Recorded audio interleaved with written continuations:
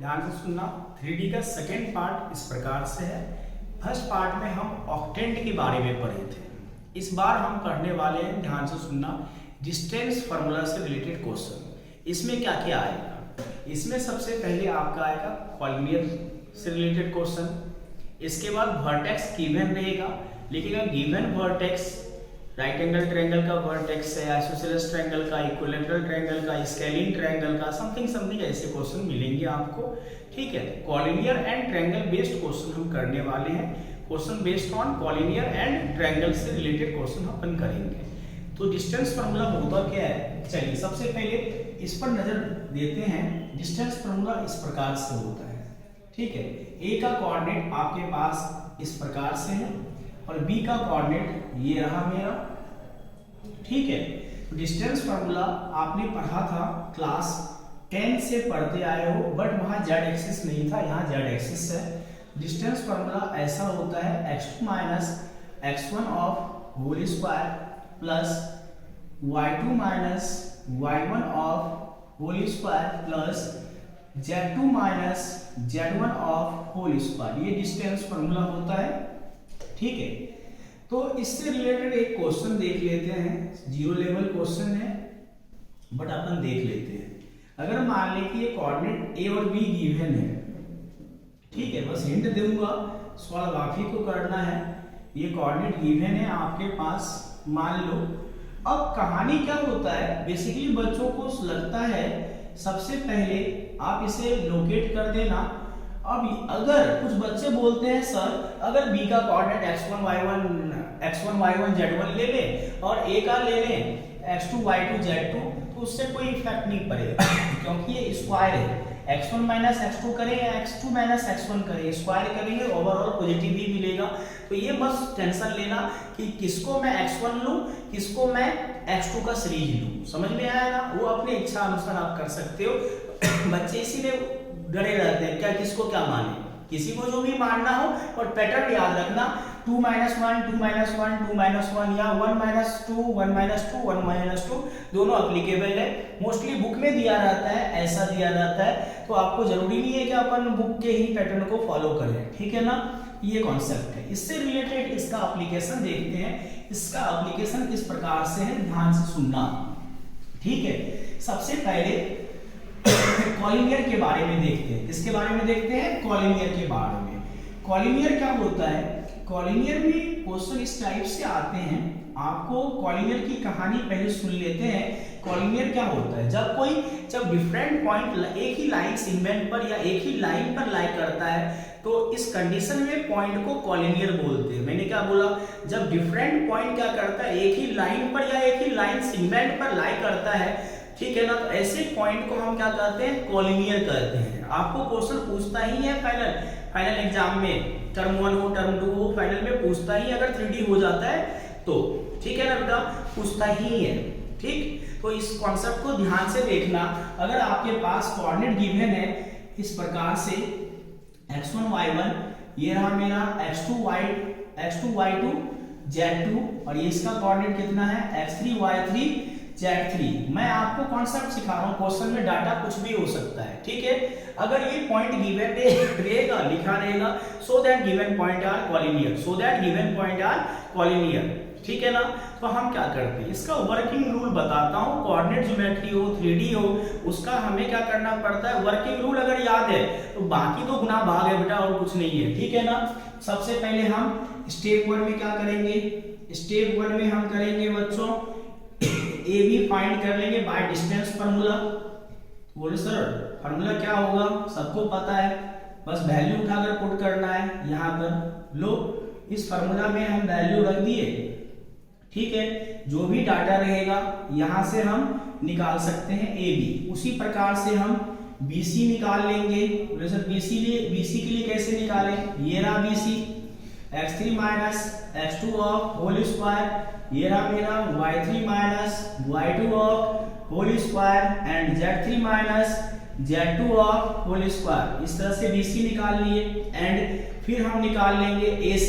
AC के लिए भी हम क्या करेंगे?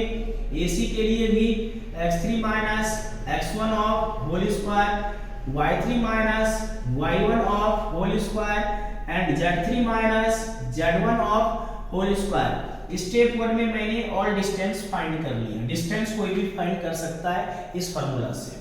बोलो सर अब स्टेप 2 क्या होगा? स्टेप 2 में कुछ नहीं करना है, जो भी अब कंडीशन क्या होगा स्टेप 2 में बस कॉमन सेंस यूज करना है, जो आजकल के बच्चे के पास भरे पड़े हैं, ठीक है ना। इसमें क्या करना है, ध्यान से सुनना। किसी दो के डिस्टेंस का सम, क्या बोले, किसी दो के डिस्टेंस का सम जब तीसरे के बराबर हो जाता है, बोले सर क्या बोले, AB प्लस BC का सम AC के बराबर हो जाए, AB प्लस BC का सम AC के बराबर हो जाए। जस्ट एग्जांपल दे रहा हूं तब समझ में आएगा मैं क्या बोलना चाह रहा हूं।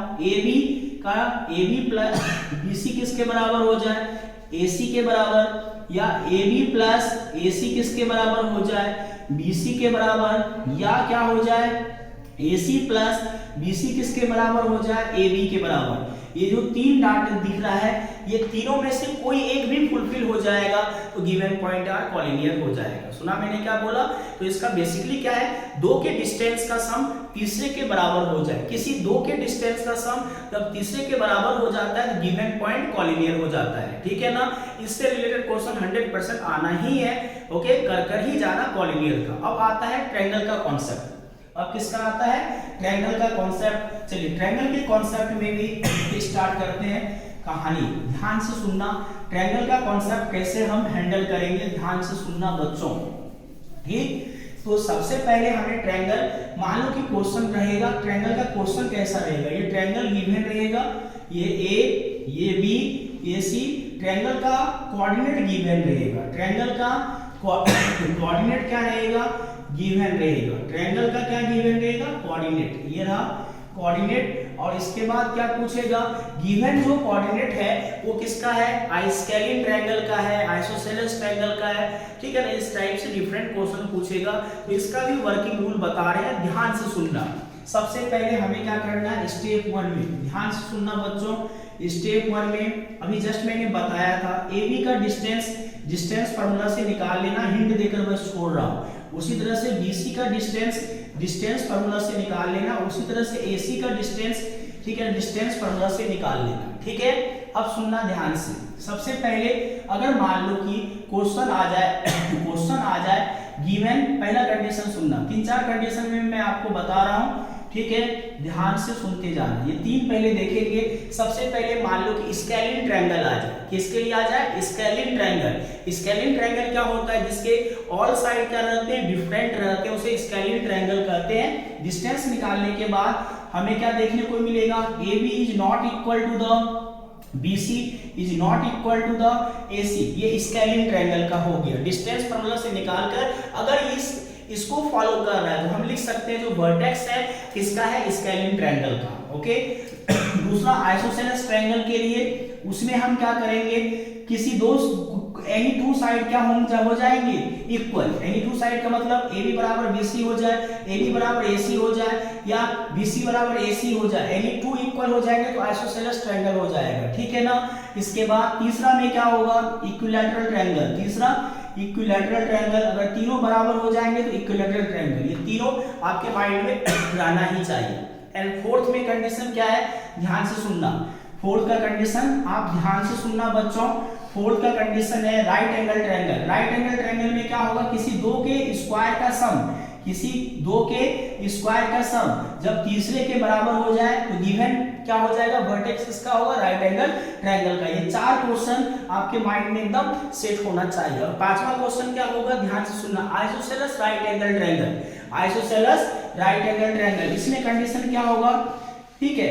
इफ मान लेना कंडीशन के साथ बता रहा हूं, अगर AB बराबर क्या है, AC है, ठीक है, तो यहां पर कंडीशन क्या होगा, AB का स्क्वायर AC का स्क्वायर किसके बराबर हो जाएगा, BC का स्क्वायर। ये तो ये राइट एंगल ट्रायंगल को फुलफिल कर दिया, और ये आइसोसेलेस का। तो कॉम्बो में क्या पूछेगा, ये गिवन वर्टेक्स इसमें है, आइसोसेलेस राइट एंगल ट्रायंगल, यानी जो दो साइड इक्वल होंगे उसका स्क्वायर का सम तीसरे के बराबर हो जाएगा, ठीक है ना, ऐसा 3 कंडीशन क्रिएट होगा। मैंने एक कंडीशन आपको दिया है, तो गिवन वर्टेक्स क्या हो जाएगा बेटा, आइसोसेलेस राइट एंगल ट्रायंगल का वर्टेक्स हो जाएगा। ये कॉन्सेप्ट आपको कर ही जाना है बच्चों, ठीक है ना। चलिए अब क्वाड्रिलेटरल क्वेश्चन नेक्स्ट वीडियो में मिलते हैं आपके साथ।